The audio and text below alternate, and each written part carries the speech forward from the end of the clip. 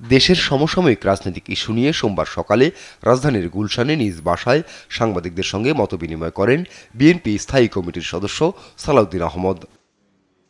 আলোচনা করেন জুলাই জাতীয় সনদ, নির্বাচন সংস্কার, সংবিধান সংশোধন সহ বেশ কয়েকটি বিষয়ে।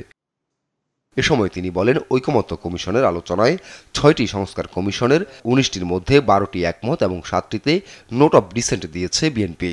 ৭টা মৌলিক সংস্কার বিষয়ে আমরা কিছু কিছু নোট অব ডিসেন্ট দিয়ে একমত হয়েছি। পরে সাংবাদিকদের প্রশ্নের জবাবে বলেন, জুলাই জাতীয় সনদে শতভাগ একমত দলটি, যে কোনো সময় তালিকা দিলে সই করতে আপত্তি নেই। যেগুলো জাতীয় ঐকমত্য প্রতিষ্ঠিত হয়েছে যে সমস্ত বিষয়ে কিছু কিছু বিষয়ে নোট অব ডিসেন্ট সহ সেই কাগজ আমাদেরকে যখনই দিবে আমরা তখনই সই করব, সেই অঙ্গীকারনামা তো আমরা দিয়েছি।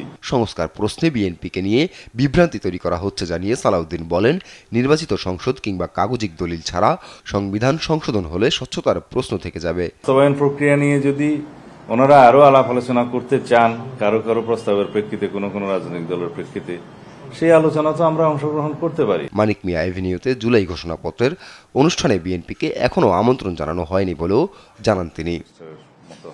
আপন অপু, দেশ টিভি, ঢাকা।